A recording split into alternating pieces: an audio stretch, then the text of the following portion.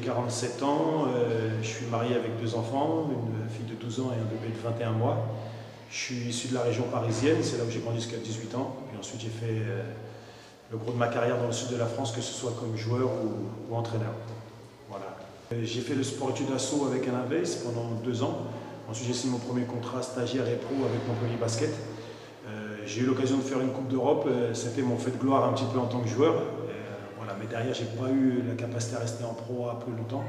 Donc j'ai fait le gros de ma carrière sur la Nationale 1. Voilà, j'ai fini à Toulouse, un petit village à côté de Perpignan, donc en Nationale 1 justement comme joueur. Et donc j'ai fait la transition avec le coaching à ce moment-là. Comme coach, j'ai fait donc Toulouse 6 ans, Aix-en-Provence une saison. J'ai failli faire un petit intermède au Maroc, mais bon, ça a été compliqué. Et 2 ans et demi à Toulouse, avant d'arriver donc maintenant ici à Berck.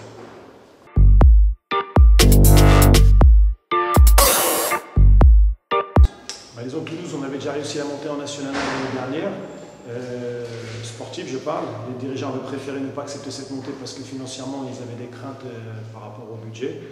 Donc c'est quelque chose qu'on a respecté. Cette année, on a réussi une nouvelle fois la remontée en National 1 sportive avec un trophée Coupe de France en parallèle. Mais j'ai estimé que les garanties n'étaient pas assez importantes, que ce soit à titre individuel ou collectif. Voilà, comme M. Fiolet a pris contact avec moi et mon agent, j'ai trouvé le projet séduisant, ambitieux. J'estime qu'il y a les moyens des ambitions ici à Berck. Et puis c'était un nouveau challenge pour nous avec la famille. Voilà, comme je l'ai dit, j'ai fait 30 ans dans le sud. Découvrir le nord, c'est un nouveau challenge. Et puis ce qui a motivé ça, c'est vraiment l'engouement qu'il y a autour de ce club, quoi.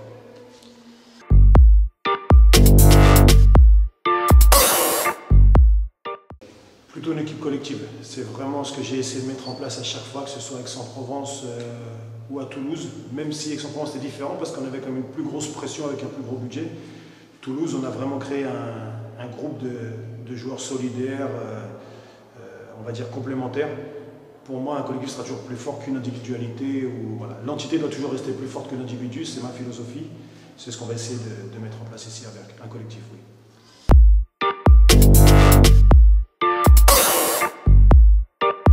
Alors le basket berquois, je ne le connais pas assez au niveau des sections jeunes, au niveau de la région pour en parler, ça va venir avec le temps. Par contre, au niveau du public, on fait souvent des parallèles avec Marseille ou Saint-Etienne dans le football. C'est un des plus gros publics de France, donc on m'a dit que c'est quelque chose qu'il faut vivre, surtout quand on gagne. Moi, j'espère qu'on gagnera un maximum de matchs, mais bon, ça fait partie du jeu. Au moins, il y a un engouement, c'est important. C'est un public chaleureux, on m'a dit quand ça fonctionne bien. Je sais qu'il y a un petit peu de pression ici, mais bon, ça fait partie du jeu. Quand on a des ambitions, il faut l'accepter.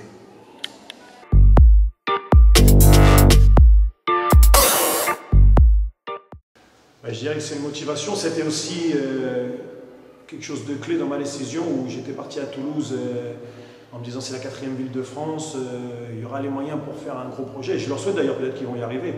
Mais après avoir vraiment réfléchi, c'est plutôt un basket de ville moyenne, le basketball. C'est-à-dire que, comme vous le dites, dans le sud, il y a d'autres sports prioritaires, le football, le rugby, même parfois le handball.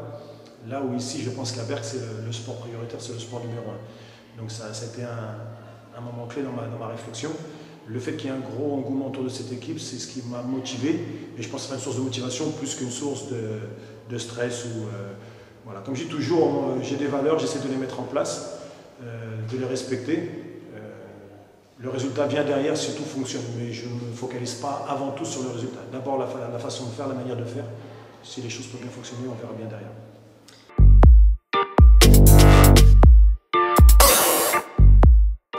Ça impacte tout en fait, ça conditionne tout parce que les joueurs en NM1 vont être différents que si on est en National 2 évidemment. Le nombre de minutes aussi change tout. En cas de National 2, ça va être très serré puisque bon, il y a 4 mutés, donc forcément voilà, ça va être important. Les joueurs étrangers sont différents aussi en cas de NM2 et en cas de NM1. Donc on va essayer de... on va essayer, on est déjà sur le travail depuis un petit peu de temps, mais forcément on ne peut pas prendre de décision pour le moment. Personnellement, tu crois encore à une wildcard pour les Verts? Je suis quelqu'un d'optimiste, donc optimiste mais humble, donc je crois qu'il y a 10 ou 11 dossiers de candidature. Tout est envisageable, donc c'est une possibilité. Je pense que l'atout a beaucoup Enfin, le club a beaucoup d'atouts puisque bon, il y a une structure, il y a un public, c'est un club qui a déjà connu la Nationale 1, qui a un passé. Maintenant, il y a d'autres clubs qui ont aussi des atouts. On n'a aucune garantie par rapport à ça.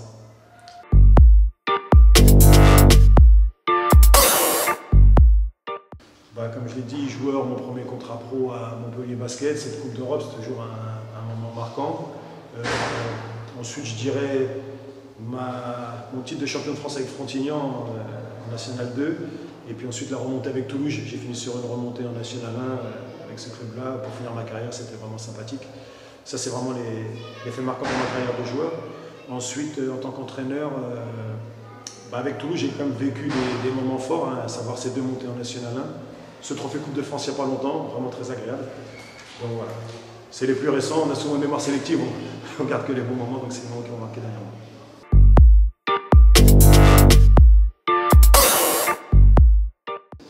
Comme je l'ai dit, on attend beaucoup de soutien. Ce que je peux garantir, c'est de l'honnêteté, du travail, beaucoup d'investissement.